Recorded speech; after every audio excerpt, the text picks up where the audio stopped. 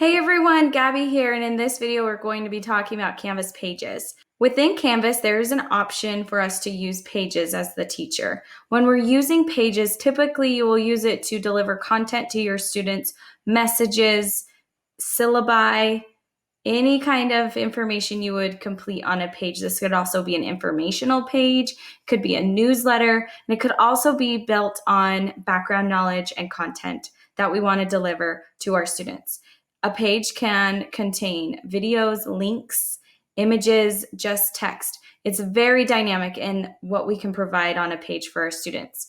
Students cannot submit anything in a page. It's just meant for basic information and a way to deliver digital content.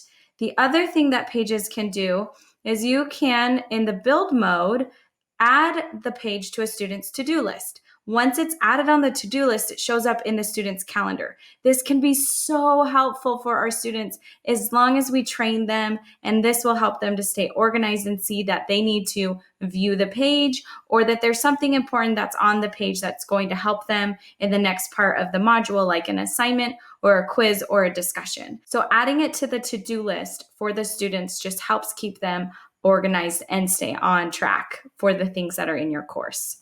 And the last thing to mention with a page is that you can allow students to edit a page. They could collaborate on a page if they wanted to. The default setting is that it's only the teacher that can edit a page, but it could be an opportunity for students in your class to collaborate and add things to a page if you so choose. So let's get into the page, the settings, and let me show you some examples. So I'm in my Sandbox course right here, and you'll notice I have a page for course commitments. So once I click on course commitments, it's going to take me to the page. And on this particular page, all I have is an image with the course commitments. So if I want to edit this, I can go ahead and click the edit pencil icon. And this is where I can continue building on this page. At the very bottom, it says users allowed to edit this page. Currently, only teachers, but I can change it to teachers and students or anyone. This would make it so students could add any other commitments that they would want onto this page. The other option is adding it to students' to-do list. If I add it here, it will add it to the calendar on the day that I give them this page. So I could put it on the 25th as something that they need to get done. And once you hit save, it adds it to the calendar, and then it will also, in this case, allow them to edit that page as well.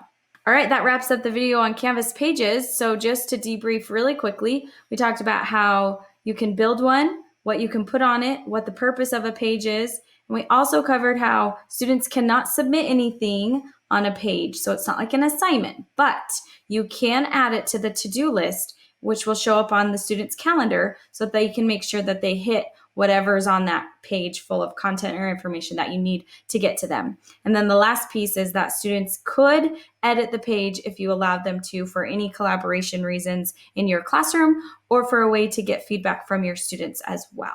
All right, I hope that helps you understand a little bit more about what Pages can do for you, your students, and your course.